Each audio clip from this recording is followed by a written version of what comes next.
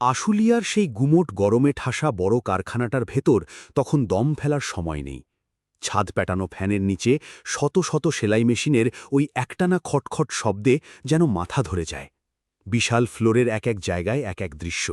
কেউ কাপড় কাটছে তেরছা করে, কারো পুরো শরীর ঝুঁকে আছে সুই সুতোর ওপর, আবার একদল ব্যস্ত তৈরি মালগুলো ভাঁজ করে কার্টুনে ভরতে।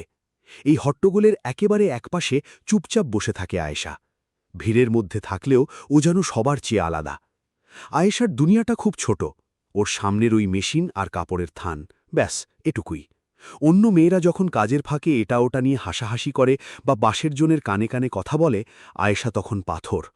ওর হাত দুটো কাপড়ের ওপর যেভাবে চলে সেটা দেখলে অবাক হতে হয়। কোনো বিরতি নেই, কোনো আলসেমি নেই। কাপড়ে সামান্য একটু সেলাই এদিক সেদিক হয়েছে কিনা ও ঠিক ধরে ফেলবে। কোনো অভিযোগ নেই, কারো কাছে গিয়ে নালিশ করা নেই, মাথা নিচু করে নিজেই সেটা ঠিক করে নেয়। ওর এই নীরব থাকাটাই এখন কারখানায় আলোচনার বিষয় হয়ে দাঁড়িয়েছে। সবাই এক বাক্যে স্বীকার করে যে মেয়েটার হাত যেমন পরিষ্কার, স্বভাবেও তেমনই শান্ত। আসলে আয়েশা কাজের ভেতর দিয়েই নিজেকে প্রকাশ করে, কথা দিয়ে নয়। আয়েশাকে নিয়ে কারখানার মানুষের মনে দুই রকম ভাব ছিল। কেউ ওর কাজের টানে ওকে পছন্দ করত, আবার কেউ ওকে দেখত বাঁকা চোখে।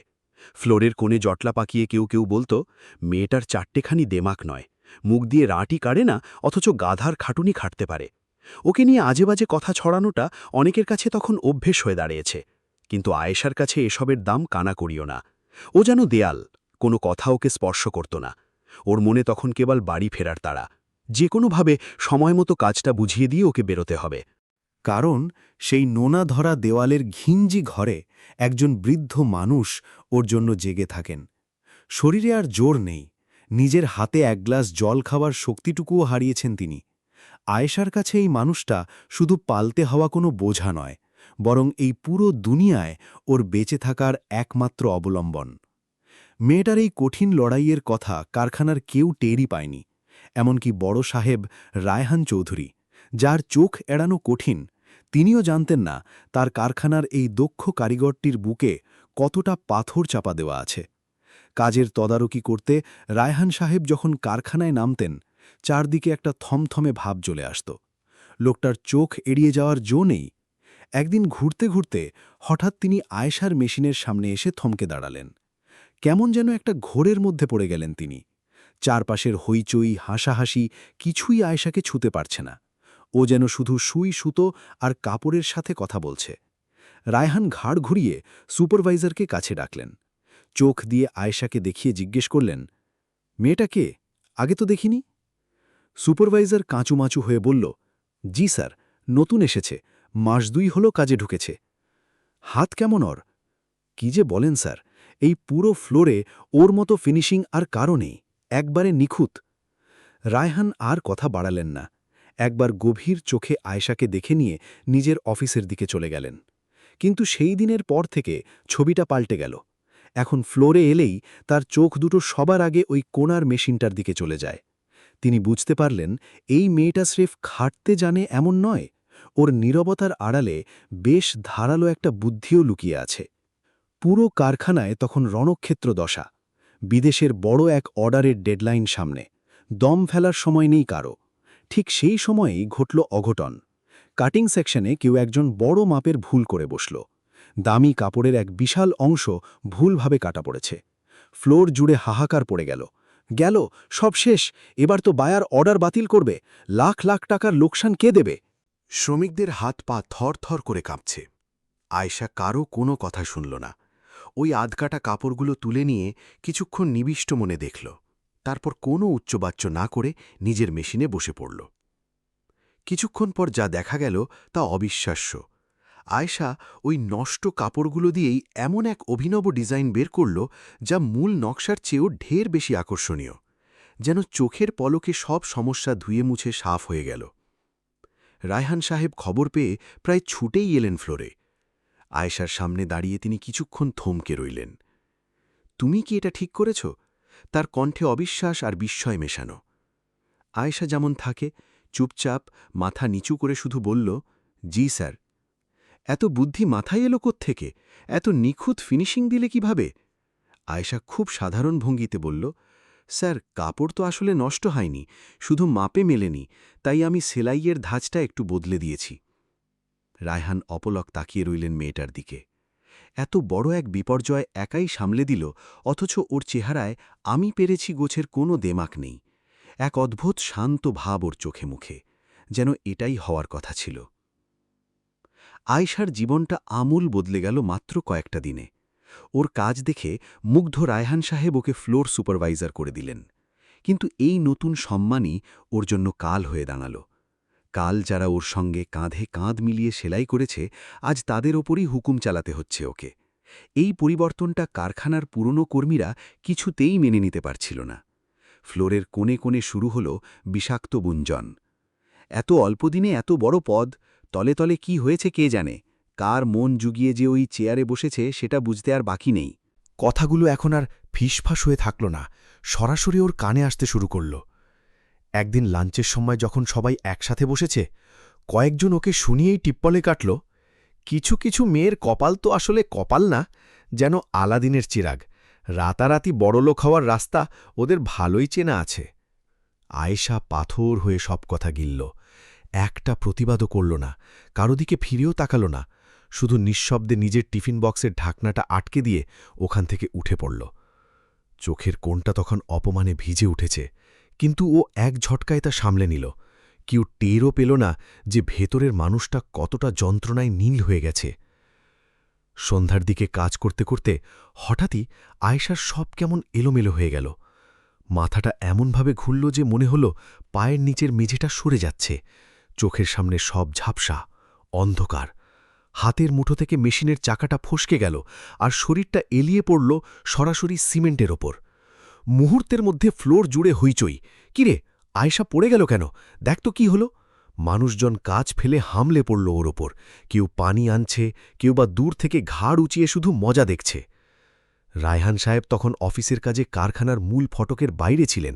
খবরটা পাওয়া মাত্র যেন লোকটার মাথায় আকাশ ভেঙে পড়ল। এক মুহূর্ত দেরি না করে তিনি প্রায় দৌড়াতে দৌড়াতে কারখানার ভেতরে ঢুকলেন। তার বুক ধকধক করছে, কপালে বিন্দু বিন্দু ঘাম। ভিড় সরিয়ে যখন তিনি সামনে দাঁড়ালেন, দেখলেন আয়েশা একদম নিশ্চল হয়ে মেঝেতে পড়ে আছে। অথচ মানুষগুলো সাহায্য করার চেয়ে কানাকানি করতে আর জটলা পাকাতেই বেশি উৎসাহী। রায়হানের চোয়াল শক্ত হয়ে এল। এক মুহূর্তের জন্য মনে হল পুরো কারখানায় তিনিই একমাত্র মানুষ যিনি সত্যি মেয়েটার জন্য আতঙ্কিত। সবাই তফাতে যান, দূরে সরুন বলছি। রায়হানের গলার স্বরে এমন একটা তেজ ছিল যে মুহূর্তের মধ্যে ভিড়টা সরে গেল। আয়েশা তখনও নিথর, মুখটা ফ্যাকাশে হয়ে একদম রক্তশূন্য দেখাচ্ছে। নিঃশ্বাস এতটাই ধীর যে মনে হচ্ছে যেন এখনই থেমে যাবে। রায়হান কোনো কিছুর তোয়াক্কা না করে ওকে কোলে তুলে নিলেন, সোজা নিয়ে গিয়ে বসালেন নিজের গাড়ির সামনের সিটে। একবার ভিড়ের দিকে তাকিয়ে রাগী গলায় চিৎকার করে বললেন, কেউ কি আসবেন আমার সাথে, নাকি সবাই শুধু দাঁড়িয়ে দাঁড়িয়ে দেখবেন? কিন্তু কারও মুখে কোনো কথা নেই, সবাই যেন পাথরের মূর্তি হয়ে গেছে। ঘৃণা ভরা এক পলক তাকিয়ে রায়হান গাড়ির স্টার্ট দিলেন। টায়ার ঘষে গাড়িটা যখন মেইন রোডে উঠল, তখন তার হাত কাঁপছে।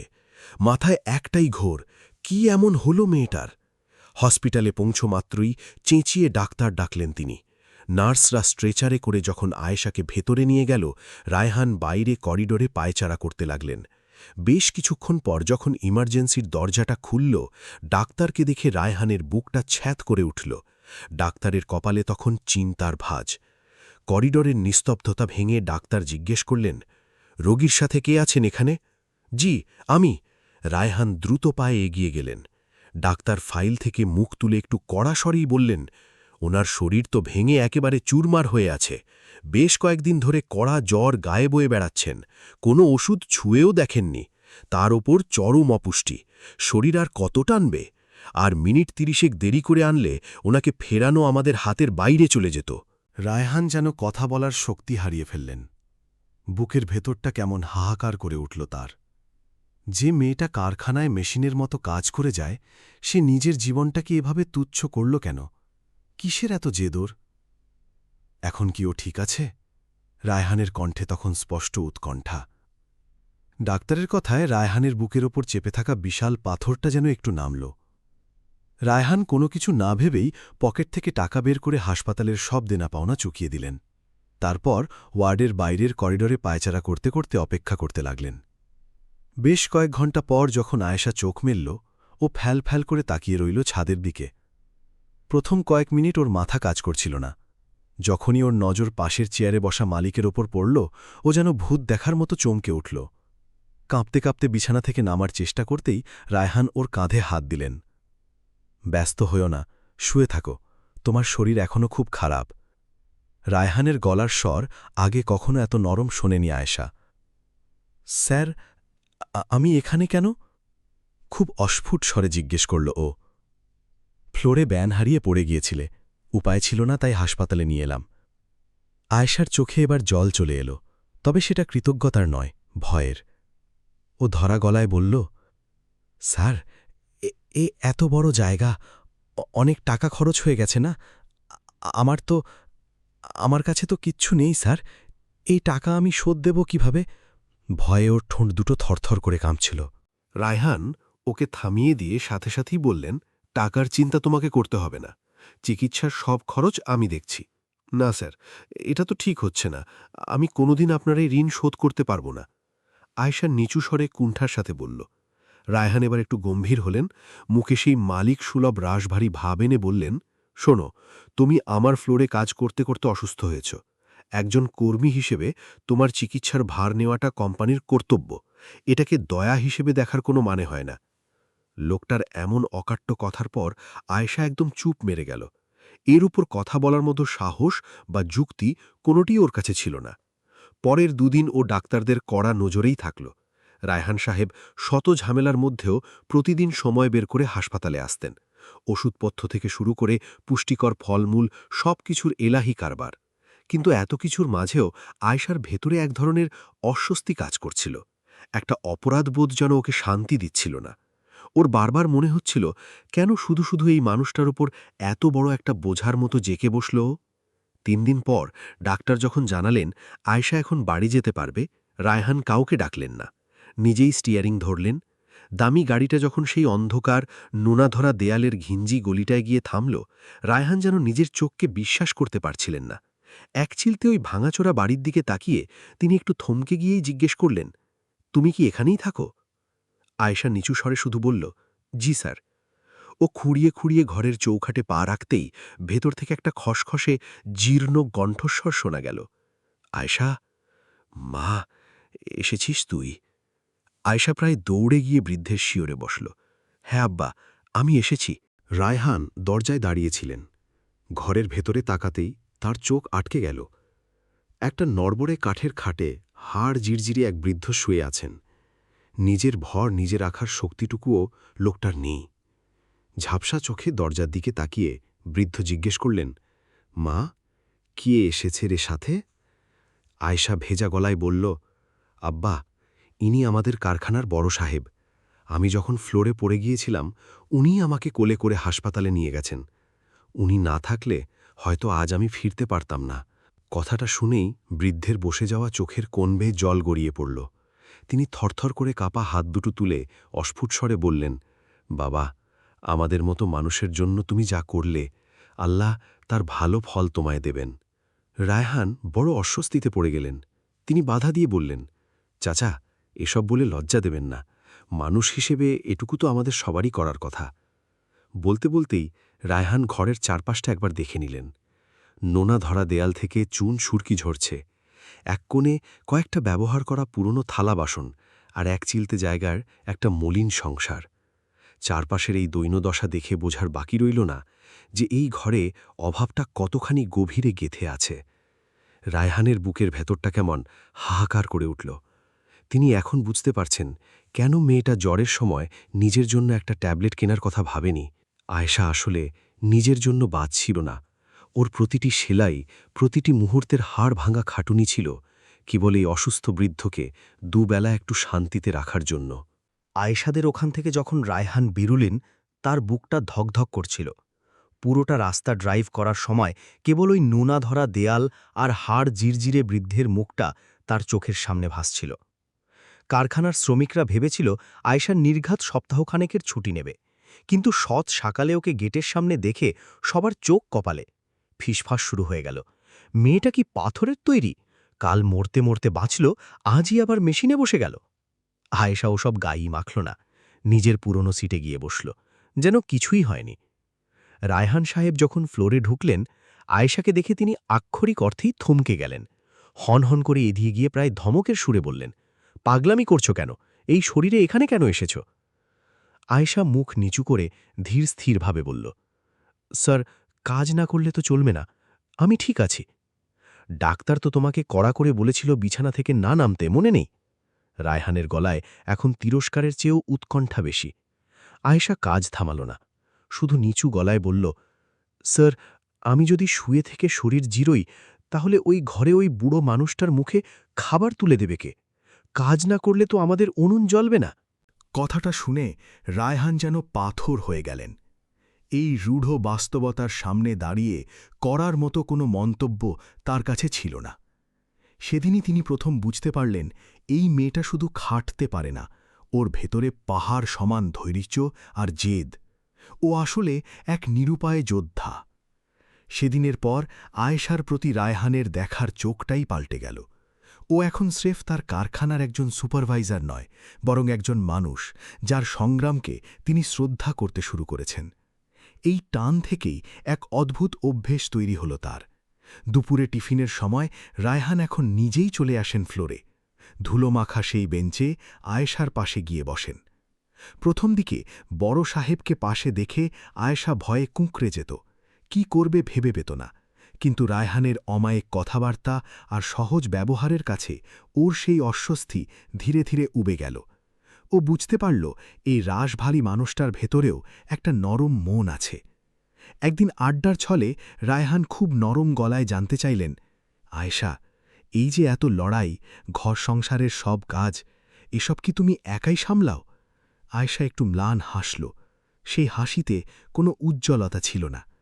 ও বলল, জি স্যার, একা করতে করতে এখন এটাই আমার জীবন। শরীরের সাথে এখন সয়ে গেছে সব। তোমার সাথে আর কেউ নেই? মানে একটু হাত বাড়িয়ে দেওয়ার মতো? রায়হান যেন একটু বেশিই জানতে চাইলেন। কথাটা শোনামাত্র আয়েশা কেমন জানি কুঁকড়ে গেল। অনেকক্ষণ ফ্লোরে শুধু সেলাই মেশিনের হাহাকার শোনা যাচ্ছিল। ও একদম চুপ। শেষে একটা চাপা দীর্ঘশ্বাস ছেড়ে ও মুখ ফুটে বলল, আমার একসময় সংসার ছিল স্যার, মানুষটাও ছিল। এখন আর কেউ নেই, তিনি গত হয়েছেন। এই কথা শোনার পর রায়হানের আর নতুন করে কিছু জিজ্ঞেস করার সাহস হল না। তিনি অদ্ভুত এক বিষণ্ণতায় ডুবে গেলেন। তবে তার ভেতরে এখন শুধু আয়েশার প্রতি করুণা কাজ করছিল না, বরং অন্যরকম এক মায়া বা ভালো লাগার টান তৈরি হচ্ছিল। তিনি আয়েশাকে আর শুধু একজন শ্রমিক হিসাবে দেখতে পাচ্ছিলেন না। নিজের মনের এই ওলটপালট অবস্থার মানে কি, সেটা রায়হান নিজেও তখন পরিষ্কার বুঝতে পারছিলেন না। রায়হান আর আয়েশাকে রোজ একসাথে বসে কথা বলতে দেখে কারখানার ভেতরের বাতাস বিষিয়ে উঠতে সময় লাগল না। ঠিক এই সুযোগটার অপেক্ষাতেই ছিল কিছু মানুষ। এখন সবার দেখার চোখটা নোংরা হয়ে গেল। আগে যারা ভাবত আয়েশা খুব কর্মঠ, তারাই এখন মুখ বেঁকিয়ে বলতে লাগল, মালিকের সাথে নিশ্চয়ই মেয়ে ছেলেটার লটরপটর চলছে। সারা কারখানায় এই ফিসফাস আগুনের মতো ছড়িয়ে পড়ল। কানাকানি থেকে শুরু হলো সরাসরি চরিত্র নিয়ে টানাটানি। আরে ভাই, সুপারভাইজারের গদিটা এমনি এমনি পায়নি, মেলা কসরত করতে হয়েছে। সতীপনা তো কেবল বাইরে, ভেতরে যে কি নোংরা খবর সেটা এখন আমরা সবাই টের পাচ্ছি। তা না হলে বড় সাহেব রোজ কাজ ফেলে ওর সাথে পীড়িত করতে আসবে কেন? কথাগুলো এখন আর লুকোছাপা রইল না। আয়েশার কানের পাশ দিয়ে তীরের মতো ছুটে আসতে লাগল। ও যখনই সামনে দিয়ে যেত, মানুষজন কোনই দিয়ে একে অপরকে গুঁতো মারত, কদর্যভাবে হাসত। আয়েশার বুকটা যেন কেউ ধারালো ছুরি দিয়ে চিরে ফেলছে, কিন্তু ও ছিল পাথরের মতো শান্ত। কারোর সাথে তর্ক করা বা কৈফিয়ত দেওয়ার মতো ছোট ও নিজেকে করতে চায়নি। ও শুধু মাথা নিচু করে নিজের মেশিনের শব্দে চারপাশের গালিগুলোকে ডুবিয়ে দেওয়ার চেষ্টা করত। এমন ভাব করত যেন ওর কান অবধি কোনো কথাই পৌঁছচ্ছে না। পাথর হলেও তো ক্ষয় যায়, আর আয়েশা তো রক্তমাংসের মানুষ। প্রতিদিনের ওই তিল তিল অপমান সইতে সইতে ওর ভেতরের দেওয়ালটা আজ যেন ধসে পড়ল। ওভারটাইম ডিউটি করার সময় হঠাৎই চোখ দুটো ঝাপসা হয়ে এলো ওর। ও দ্রুত মাথা নিচু করল। এই কারখানার মানুষগুলো বড্ড নিষ্ঠুর। কারো চোখের জল দেখলে ওরা সহানুভূতি দেখায় না, বরং সেটা নিয়ে তামাশা করে। আয়েশা তখন ভেতরে ভেতরে একদম নিঃস্ব বোধ করছিল।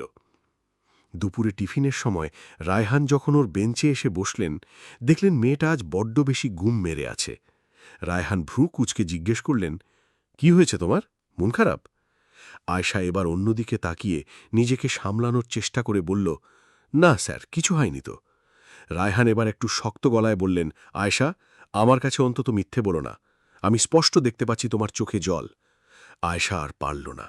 অনেকক্ষণ গুমরে থাকার পর ওর ভেতরটা যেন ফেটে বেরোল। ও কাঁপা গলায় খুব নিচু স্বরে বলল, স্যার, এই মানুষগুলো, ওরা আমাকে নিয়ে খুব আজে বাজে কথা ছড়াচ্ছে। রায়হান বুঝতে পারলেন বিষটা কতদূর ছড়িয়েছে। তিনি একটা দীর্ঘশ্বাস ফেলে বোঝানোর চেষ্টা করলেন, আয়শা, লোকের কাজই হলো কথা বলা, তুমি এসব কানে নিও না, শুধু নিজের কাজটা ঠিকঠাক করো, ব্যাস। আয়শা এবার দমল না, ও সরাসরি রায়হানের চোখের দিকে তাকাল। সেই চাহনিতে যন্ত্রণার চেয়েও বেশি ছিল এক ধরনের প্রতিবাদ। ও খুব নিচু কিন্তু ধারালো গলায় বলল, স্যার, এটা এখন আর কাজ বা প্রমোশনের মধ্যে নেই, ওরা আমার ইজ্জত নিয়ে কথা তুলছে। একটা মেয়ের কাছে এর চেয়ে বড় আঘাত আর কি হতে পারে? রায়হান যেন হঠাৎ বোবা হয়ে গেলেন। তার মনে হল এই রূঢ় বাস্তবতার সামনে তার দেওয়া সান্ত্বনাগুলো বড্ড খেল। তিনি বুঝতে পারলেন কারখানার এই জঘন্য গুঞ্জনগুলো আয়েশাকে জীবন্ত পুড়িয়ে মারছে। ঝামেলা এড়াতে এরপর থেকে রায়হান আর আয়েশার ধারে কাছে যেতেন না। তিনি ভাবলেন দূরত্ব বাড়ালে হয়তো কথা কমবে, কিন্তু হলো উল্টো। এখন মানুষ আরও রসিয়ে রসিয়ে বলতে লাগল, আরে এখন তো দেখি চোরা না শুনে ধর্মের কাহিনী, ভয় পেয়েছে তাই দূরে দূরে থাকছে, নিশ্চয়ই ভেতরে ভেতরে কোনো কেলেঙ্কারি হয়েছে, এখন ধামাচাপা দেওয়ার চেষ্টা চলছে। চারপাশের পরিস্থিতি যখন আগ্নেয়গিরির মতো ফুঁসছে, ঠিক তখনই রহিমা খালা, যিনি এই কারখানায় অনেক দিন ধরে আছেন, সোজা রায়হান সাহেবের কেবিনে গিয়ে ঢুকলেন। স্যার, বেয়াদবি নেবেন না, একটা কথা বলার ছিল, খুব জরুরি। রহিমা খালা কেবিনে ঢুকে বেশ গম্ভীর স্বরে বললেন, বলো রহিমা খালা, কোনো সমস্যা নেই। রায়হান তার হাতের ফাইলটা সরিয়ে রাখলেন। স্যার, ফ্লোরের লোকজন আপনাদের নিয়ে যে নোংরামি শুরু করেছে, সেটা দিন দিন সীমা ছাড়িয়ে যাচ্ছে, অথচ মাঝখান থেকে ওই এটিম মেয়েটার চরিত্র নিয়ে ছিনিমিনি খেলা হচ্ছে। ওর তো দোষ নেই স্যার, কিন্তু সমাজ তো ওকে ছাড়ছে না। রহিমা খালার গলায় তখন চাপা ক্ষোভ। রায়হান একটা কথাও বললেন না, অপরাধীর মতো মাথা নিচু করে বসে রইলেন। স্যার, আপনি যদি সত্যি আয়েশাকে শ্রদ্ধা করেন, তবে ওকে এভাবে নেকড়েদের মুখে ঠেলে দেবেন না। রহিমার গলা এবার আরও জোরালো হল। কিন্তু আমি করবটা কি?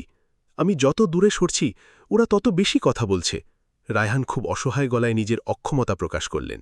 রহিমা খালা এবার সরাসরি রায়হানের টেবিলের ওপর হাত রেখে বললেন, দেখেন স্যার, আপনার মনে যদি মেয়েটার জন্য একটুও জায়গা থাকে, তবে সোজাসুজি ওকে কবুল বলে বিয়ে করে ফেলুন।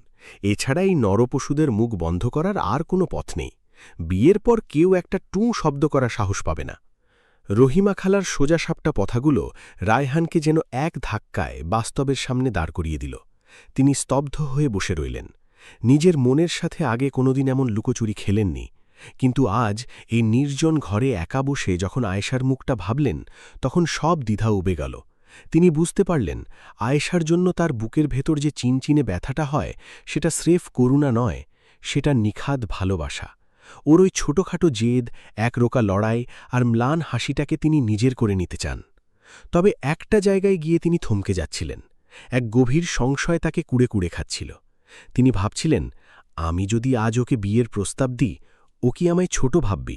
ও কি মনে করবে আমি ওর অসহায়ত্বের সুযোগ নিচ্ছি? ও কি ভাববে যে এতদিনের ওই সেবা, যত্ন বা হাসপাতালের খরচগুলো ছিল আসলে এই দিনটার জন্য একটা অগ্রিম বিনিয়োগ? এই বিচ্ছিরি চিন্তাটা রায়হানকে কুঁকড়ে দিচ্ছিল। নিজেকে অপরাধী মনে হচ্ছিল তার। এই দ্বিধা আর দোটানায় পড়ে তিনি আরও কয়েকটা দিন শুধু গুমড়ে মরলেন, কিন্তু আয়েশার মুখোমুখি হওয়ার সাহস সঞ্চয় করতে পারলেন না। সুযোগ বুঝে একদিন রহিমা খালা আয়েশাকে একদম নির্জনে পাকড়াও করলেন। আয়েশা, একটা কথা জিজ্ঞেস করি, মন থেকে সত্যি জবাব দিবি। রহিমা একটু গলা নামিয়ে বললেন, বড় সাহেব যদি তোকে সাদি করতে চান, তুই কি কবুল বলবি? কথাটা শুনে আয়েশা এমনভাবে চমকাল যেন ওর পায়ের নিচে কেউ বোমা ফাটিয়েছে। খালা, কি আবল তাবল বকছো এসব? ও বড় বড় চোখে তাকালে। আবল তাবল না রে মা, এটাই এখন বাঁচার পথ। রহিমা ওর কাঁধে হাত রেখে বললেন, লোকে তো তোদের ইজ্জত নিয়ে ছিনিমিনি খেলছেই, বিয়েটা হয়ে গেলে এই বিষাক্ত কথাগুলো এক তুড়িতে হাওয়া হয়ে যাবে। আয়েশা কোনো কথা বলল না, শুধু ফ্যাল ফ্যাল করে তাকিয়ে রইল। মনে হলো ওর ভেতরে একটা ঝড় বয়ে যাচ্ছে। কিছুক্ষণ পর মাথা নিচু করে খুব ম্লান স্বরে বলল, খালা, আমি তো পথের মানুষ, নতুন করে ঘর বাঁধার শখ আমার নেই। যেমন আছি আলহামদুলিল্লাহ ভালোই আছি। তবুও যদি বড় সাহেব নিজে তোর হাতটা ধরতে চায়। রহিমার চোখে তখন এক ধরনের প্রত্যাশা। আয়শা এবার বেশ কিছুক্ষণ চুপ করে থেকে একটু গম্ভীর হল। তারপর সোজাসুজি রহিমার চোখের দিকে তাকিয়ে বলল, উনি যদি সত্যি আমাকে সম্মান দিয়ে ঘরে নিতে চান তবে আমার অমত নেই, কিন্তু খালা, আমার একটা কঠিন শর্ত আছে। কি সেই শর্ত, বল আমাকে। রহিমা যেন এবার একটু ভয়ই পেলেন। আমি আমার অসুস্থ আব্বাকে এই অবস্থায় ফেলে কোথাও এক পা নড়ব না। যে আমাকে আপন করতে চায় তাকে আগে আমার এই অসহায় আব্বাকে নিজের বাবার মতো আপন করতে হবে।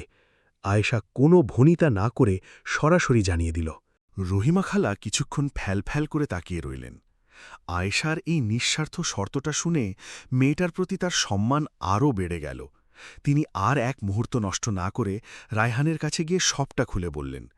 আয়েশার শর্তের কথা শুনে রায়হানের বুকের উপর থেকে যেন এক মস্ত বড় পাথর নেমে গেল। তার সব দ্বিধা, সব ভয় মুহূর্তেই উবে গেল। তিনি বুঝতে পারলেন এই পবিত্র সম্পর্কটা গড়ে তোলার এটাই মোক্ষম সময়।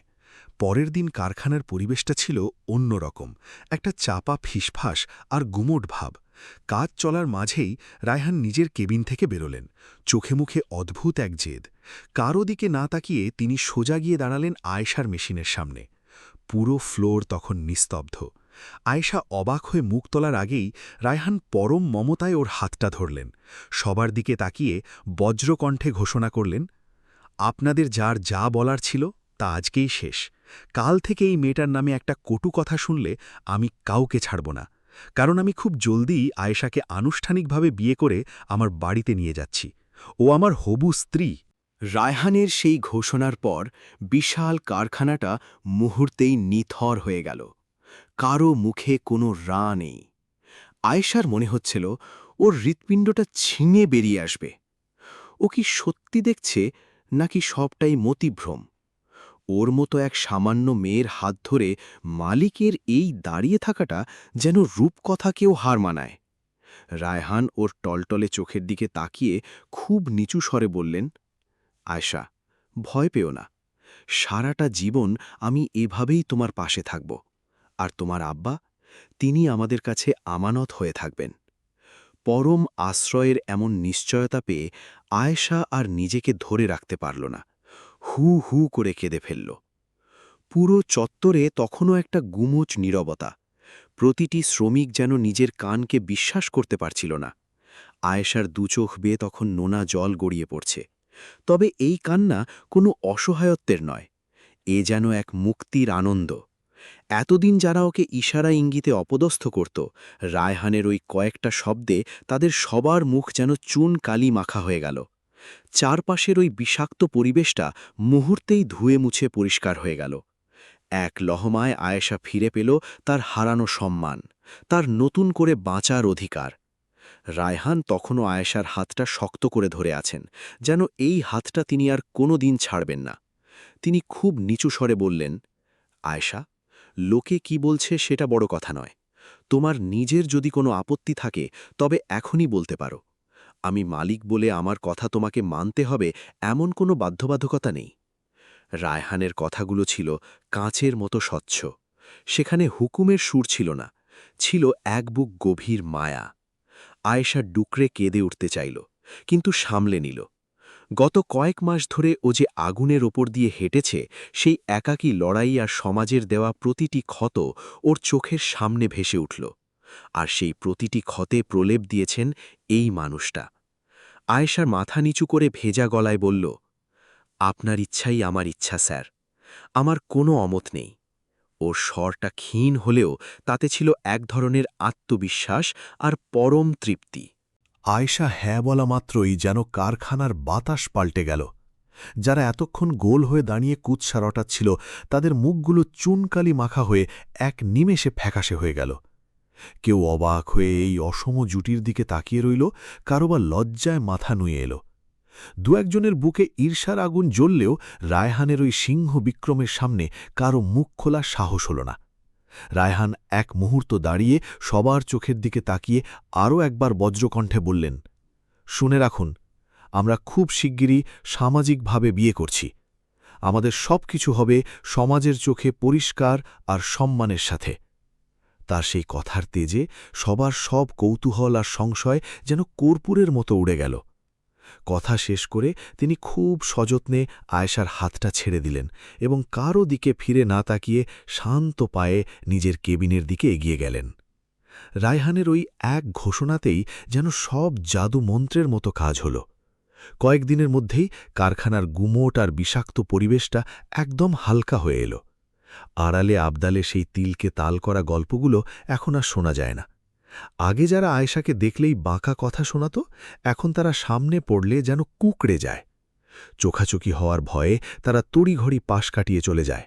কেউ লজ্জা পেয়েছে, আবার কেউ বড় কোনো ঝামেলার ভয়ে একদম চুপসে গেছে।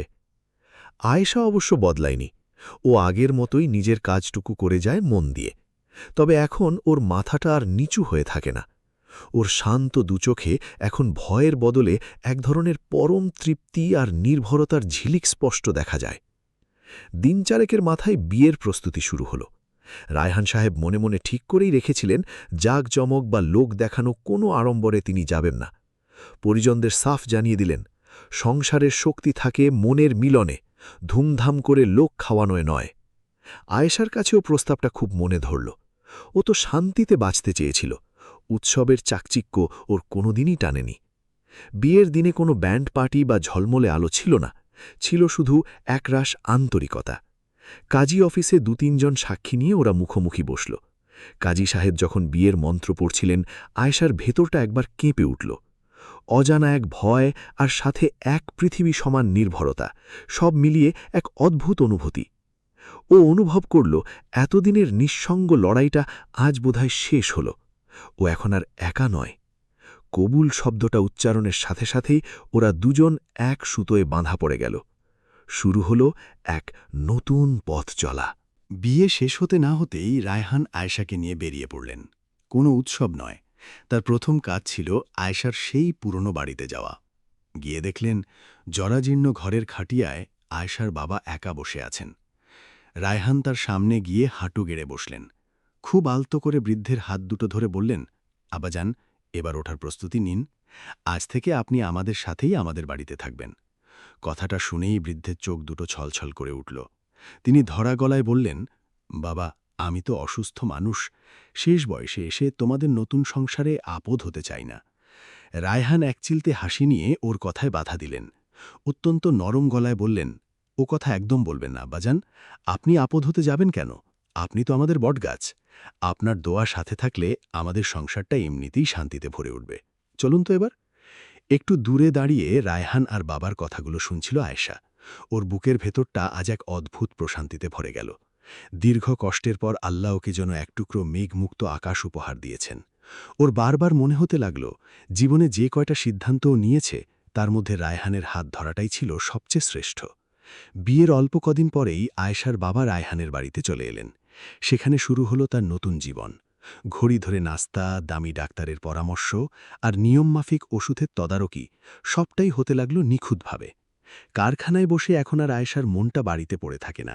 অন্যদিকে কারখানার পুরো পরিচালনার ভার এখন আয়েশার ওপর। রায়হান ব্যবসার কাজে শহরের বাইরে ব্যস্ত হয়ে পড়লেও তার মনে কোনো দুশ্চিন্তা ছিল না। তিনি জানতেন তার সবচেয়ে প্রিয় প্রতিষ্ঠানটি এখন সবচেয়ে নিরাপদ হাতে আছে। আয়েশা কারখানার পুরনো সেই গুমোট পরিবেশটাই বদলে দিল।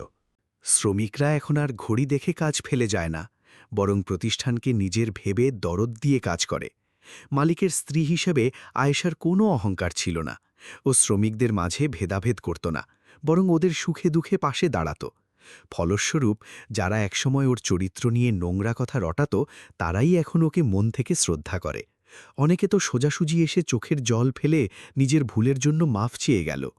কাজের ভিড়ে একদিন রহিমা খালা আড়ালে ডেকে বললেন, দেখলি তো মা, সততা থাকলে আল্লাহ কপাল বদলে দেন।